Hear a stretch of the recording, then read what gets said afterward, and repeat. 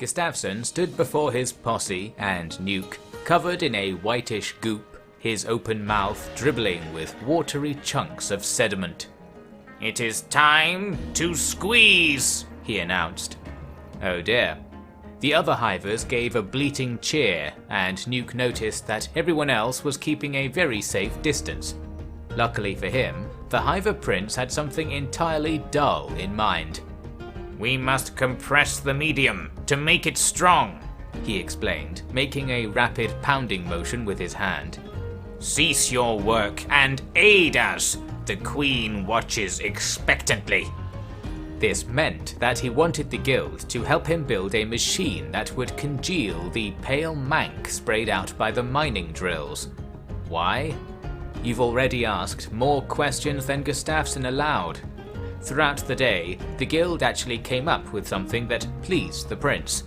It was a huge mess of presses, clamps, hot plates and pipes, and altogether turned runny ground sludge into a more seductively oozy, grainy putty. As it was squeezed out of the end of the machine, the Hivers gathered around to squidge it in their hands, and then, with no further discussion, let it fall into their open mouths. "We are impregnated to birth the new Hive," Gustafsson explained. "Is there a better way of putting that?" Nuke asked. "Silence! We begin to gurgitate. Prepare the site." Nuke retreated to Izumi's office. She was positively delighted to hear of what was going on outside. "They're going to make a hive! No one's ever seen this happen!" she reported. "And live to tell the tale," Nuke called after her, but there was no dampening Izumi's spirits on this one, for some reason. She directed the guild workers to clear a space further down the canyon amid a sheltered grove of half-dead trees. Then, pacing towards them in lockstep, the hamster-cheeked Hivers approached, dripping with filth and looking very pleased with themselves. Far away from this debacle, Wadston was in Enrico's quote-unquote office at the Tech Scribe Enclave. The brainy bot sat with several unopened bottles of rum in front of him and was in the process of ordering another. "Good for the economy, don't you know?" he remarked when his collection was expanded. "Speaking of which, do you have the tribute?" "The payment," Wadston said. "Ah, you wish to preserve your dignity. And yet here you are purchasing 50 copies of this ancient human erotica, thinly veiled as some kind of artistic literature."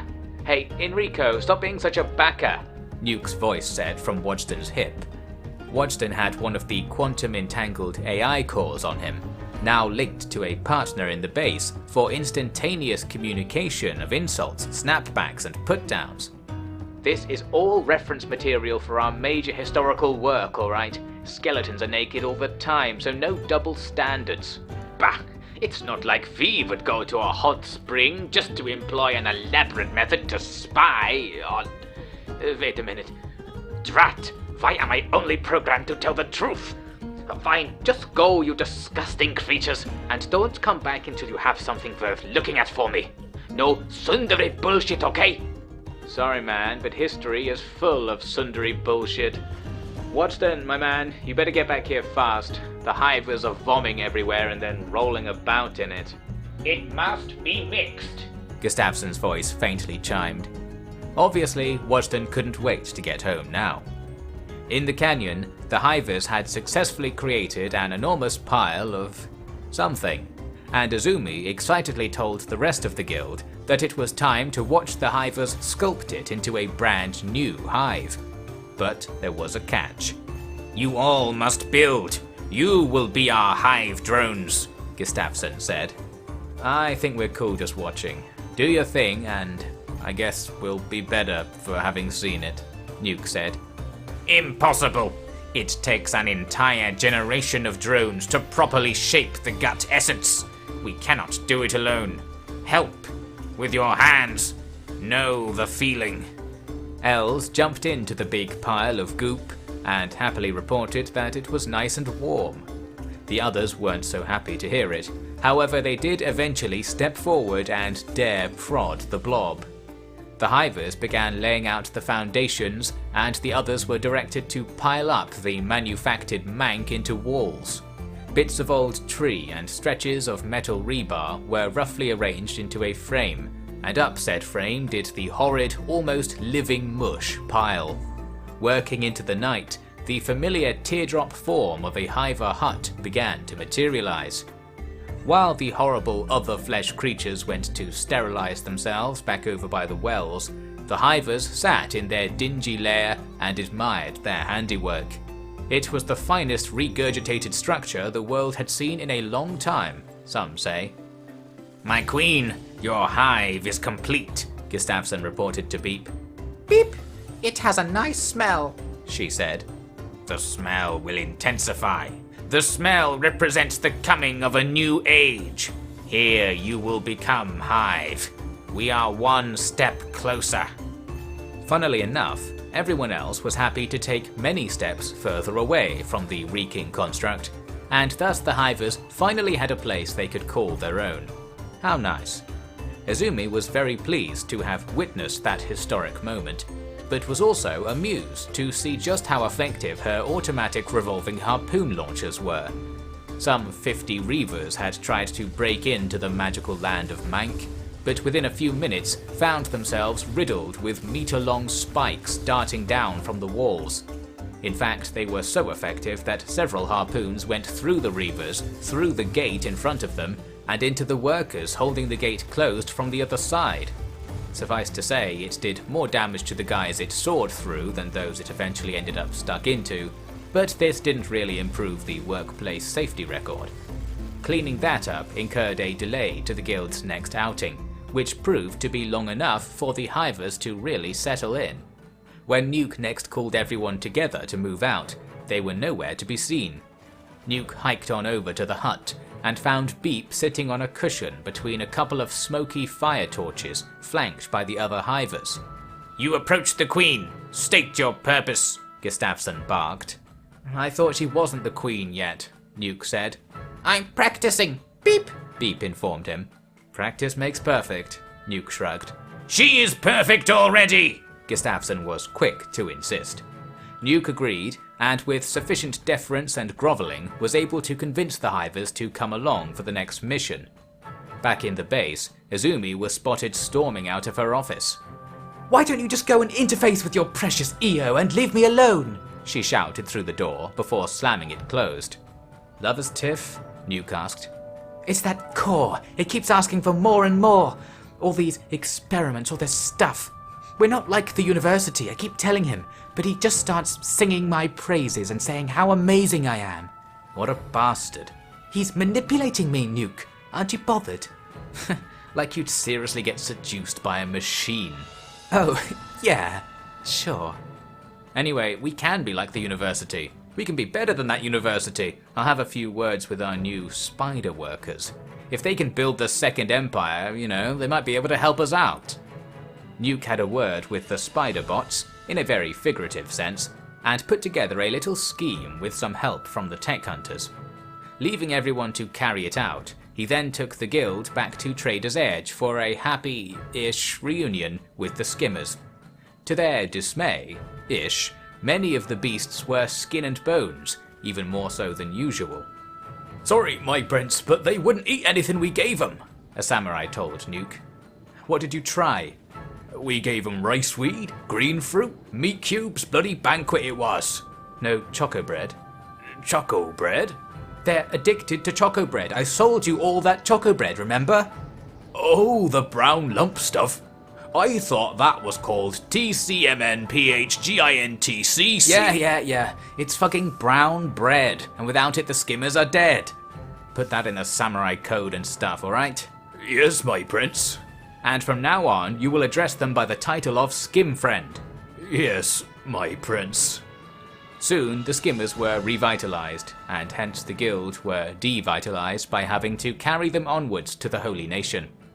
The border fort of Okran's Shield was now garrisoned by the 100 Guardians, who cheered for their order of magnitude superiors as the guild arrived.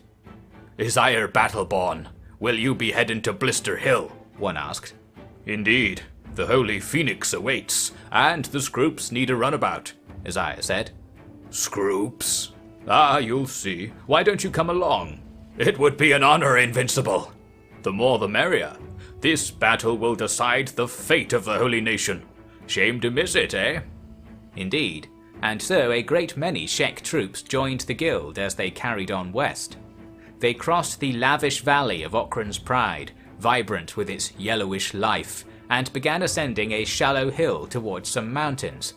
Near the top lay this BlistEr Hill, the seat of power of the Holy Nation. Alright, here's the plan, Izumi said, clutching a coarse, coverless book in her hands.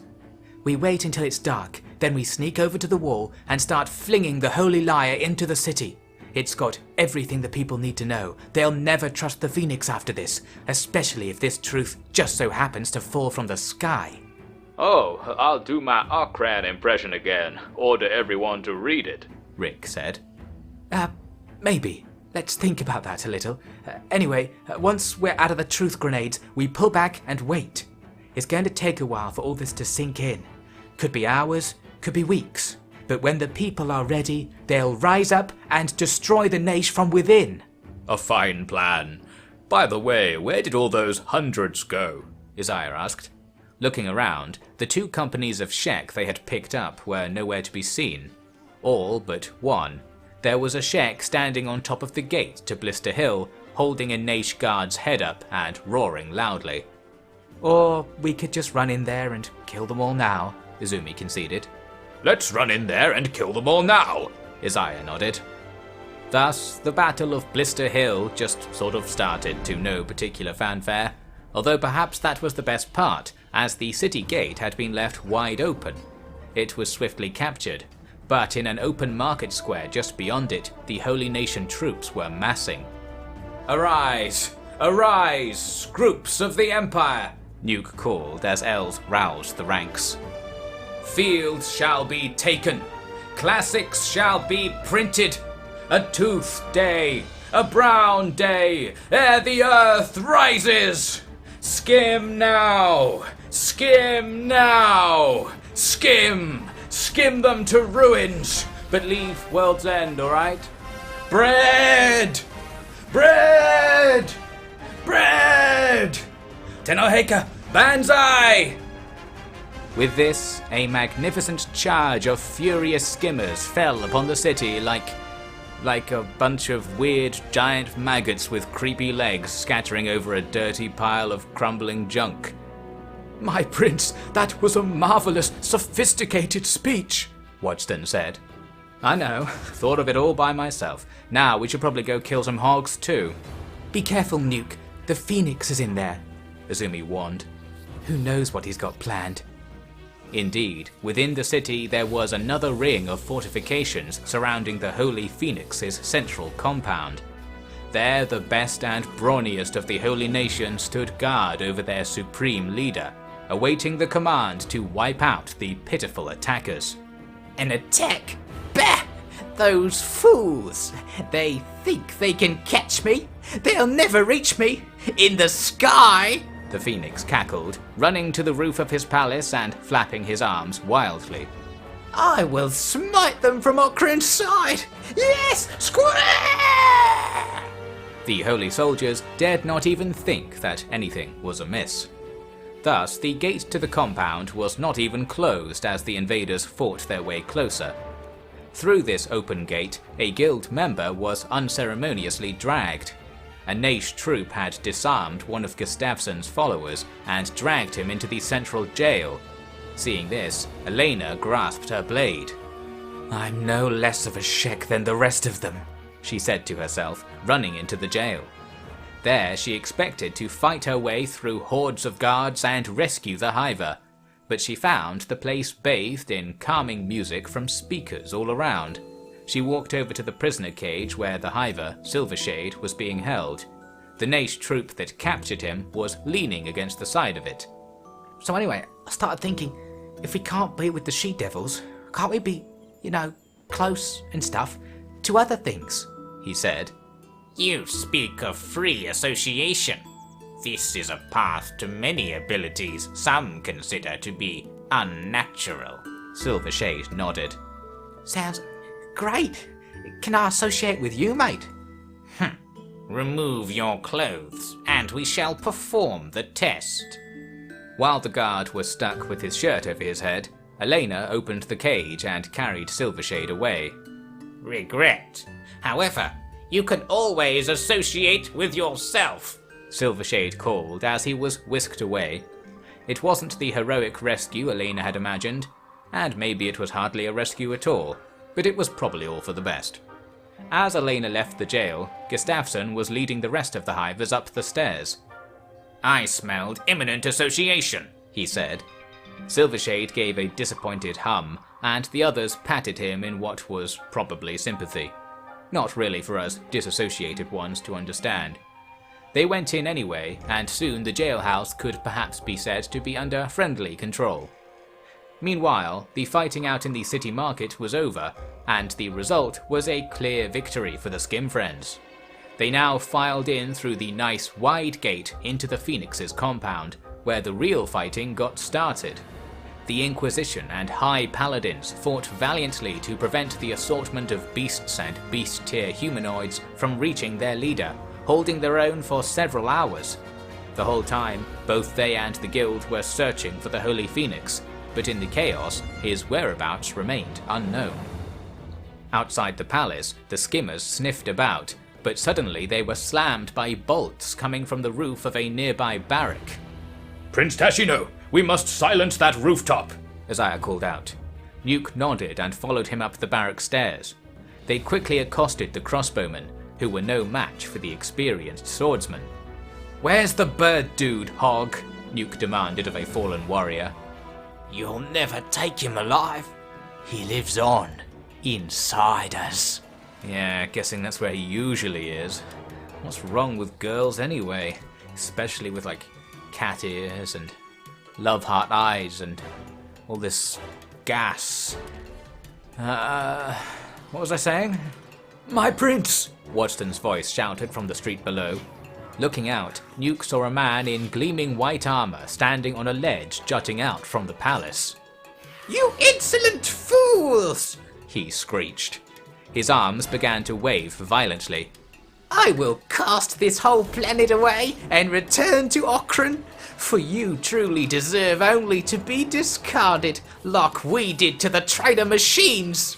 Actually, man, they only betrayed us after we did that, after we betrayed them, Nuke shouted. I mean, it's all explained in this series of light novels. It's like the Holy Fire, but with more cleavage. It's unputdownable, and not just because the pages are sticky. Silence, mortal! I fly now! He flies now? Isaiah asked. He flies now, Nuke nodded, seeing the Phoenix leap from the ledge, his arms sweeping at the air. Due to certain matters of physics, this caused almost no change in his momentum, whereas the pull of gravity did. That is to say, he didn't fly away at all. He fell, bounced off a pudgy skimmer waiting below, and rolled out into the street.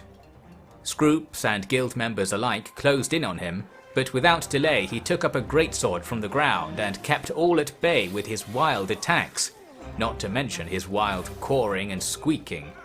His strength seemed superhuman. With the flat of his sword he batted skimmers away like they were flies, and when the sharp edge struck the armor on the 1,000 guardians, it cut through like teeth through a mule cuboid. Opponent after opponent fell, and still the screeching went on. I won't stay here and die like all of you, he growled. I know what the machines are planning. They will destroy you all, and I will live on forever at Okran's side. Actually, Okran is a corruption of the term Bogran, a First Empire colloquialism for Earth Clanners, or Earth Channers as it was written in that era. It is derived from the same root as the Naish term Bogan, Izumi carefully explained. You think I don't know that, you childish humans? This was all for your own good, and yet you ruin it like you ruin everything. You deserve to bring about your own demise after all. Look, Wingnut, we've foiled your shitty scheme to save everyone by making everything absolutely shit all the time, so just shut up and read my light novel, Nuke said. Fools! I can't read. That's how the machines get you. But it's mostly pictures, Nuke protested, to no avail. Instead, he moved up and did his best to turn the Phoenix's sword aside. After several bouts, he got nothing. It was time for more devious measures. My man, the secret strategy, Nuke called to Wadston. Wadston, who truly would do anything for the Tashino clan, it turned out, ripped off his tunic and bared what there was of his chest to the Phoenix. Ockran's Grace! It is too beautiful! How can the Femoids compete? The Phoenix exclaimed, before suddenly eating dirt, courtesy of Nuke's heel on the back of his head. Cleavage conquers all, no matter what, Nuke nodded sagely. Though still well enough to move helped him tie the unconscious Phoenix up. Alas, the open sky was always so close, yet so far. With the big bird clipped, the city was almost taken, but by this point the guild were mostly lying around on the floor trying not to die, as were the skimmers. The mobile members tended to wounds and hit the jailhouse once again, as it turned out some more prisoners had been taken. Crazy human, flipping between saying I must be destroyed and asking me on a date, Neil said from within his cage. Guess at some point they took the logical from biological. Sounds like they missing a real good date, Rick commented. The prisoner cages were all opened up, but the guild were still imprisoned in the holy compound on account of how many of them were unconscious. A couple of Hivers and Shek were missing limbs as well, which certainly didn't help move things along. Many hours were spent gradually bringing everyone around and attending to injuries. However, those hours were not entirely quiet. More holy sentinels appeared from the nooks and crannies of the city, and small groups trickled in from the roads outside. Exhausted fighting carried on through the small hours of the night. In the morning, the guild began to regroup around the big burning pan of oil outside the palace. It was the holy fire, one supposes, but handily it also possessed properties remarkably like an ordinary fire, and hence was a nice spot to pitch up and make breakfast. Yet bitter news would spoil the taste. Wadston returned from the jailhouse, reporting a death. In the doorway, another of Gustafsson's gang, Pato, lay with a dagger in his chest. A Holy Nation soldier was crumpled up beside him, equally dead. The other Hivers came over and knelt around their fallen comrade. The first of the great builders is no more. Who will be next? Gustafsson asked. While seemingly tactless, the other Hivers seemed to take solace in the question. They loaded his body up on the Garou for transit home, but that transit was still a ways off, with the guild far too battered to consider reforming the great travelling homunculus. They spent the next day chilling, with the odd bit of killing, enjoying the rough luxury of the holy compound. They gently placed their truth grenades all around town, and they were quickly lapped up by hiding residents. By nightfall, they finally managed to haul themselves and their stuff out into the city, finally hobbling and dragging their way to the city limits by midnight. All but one of them, that is. Ignacio is missing, Gustafsson said. You sure, man? I mean, it's kinda dark. Isn't that him? Nuke said, pointing at one of the other Ignacio-ish Hivers standing around. That is Ren, my bodyguard. I talk of Ignacio, my bodyguard. Yeah, I know. Alright, man, just for you, let's get a team and go look for him. I know where he is. Beep! Beep chimed in. That saves time. Good old magic. Nuke nodded. He is trapped. He is locked in a box. A big box. Oh no! Maybe magic won't be enough then. Yes, it will. Beep! I will get him. Yes, my queen. It is time to begin testing your power. We all felt it there. You can use it, Gustafsson said. Care to explain, Bad Green? Nuke asked. But no, Gustafsson did not care. What actually happened to Ignacio? He had been locked in a strong room inside the east tower of the inner gate, now a few meters of steel and stone away from freedom. There was no lock to pick, and no guards to associate into submission. It would take an intervention from a god to get him out of there anytime soon, but fortunately he had something even better coming. Beep! Beep commanded, standing before the gates with her arms raised. Nothing happened. Beep! Beep! She repeated. For some reason this was not achieving much. A few townsfolk and guards approached, ready to grab the frail Hiver. Beep! Beep! Beep! She shouted, and suddenly there was a great rumbling from underfoot. A loud metallic moan echoed from below. Then the entire gatehouse reared and sunk downwards a little before bending over forwards.